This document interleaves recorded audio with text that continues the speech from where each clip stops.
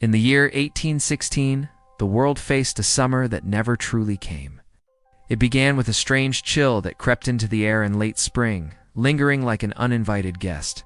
Across Europe, North America, and parts of Asia, people waited for warmth that stubbornly refused to arrive. The skies often hung low with a dim yellowish haze, muting the sun as if nature itself had drawn a veil. The cause lay far away. An event so massive it had scarred the very atmosphere. In April 1815, Mount Tambora in the Dutch East Indies erupted with unimaginable fury. It was the most powerful volcanic eruption in recorded history, ejecting billions of tons of ash and sulfur into the stratosphere. The Earth's atmosphere became a canvas painted with fine volcanic particles, scattering sunlight and altering global weather.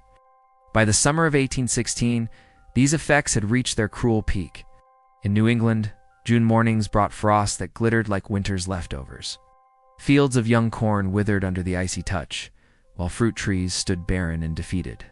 Farmers watched helplessly as their livelihoods died before their eyes.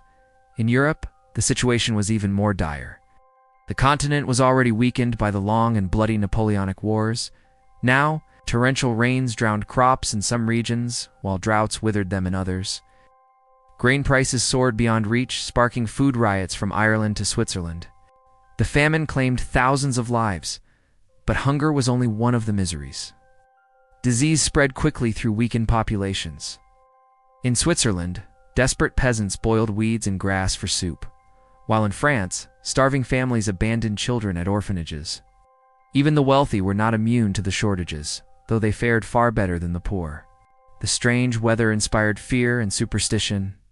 Some whispered that the apocalypse had begun.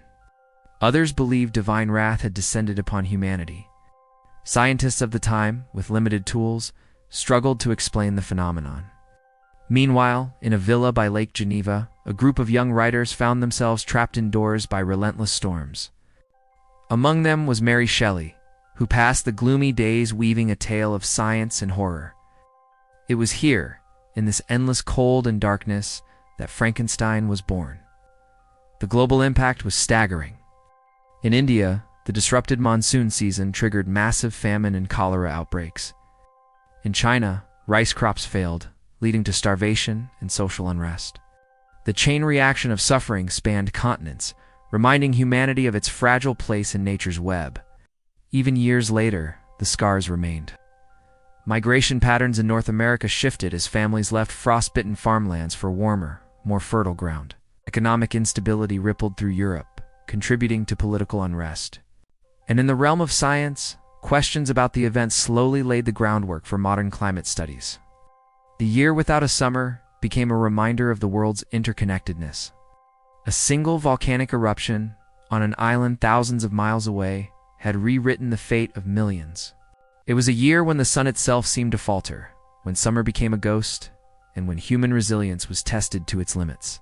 Though the earth eventually warmed again, the memory of that cold, hungry year lived on.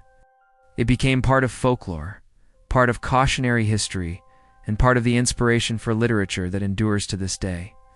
The summer that never was still echoes in our understanding of how fragile our climate truly is, because sometimes the smallest particles in the air can cast the longest shadows on human history. Like and subscribe so you don't miss even more interesting historical facts.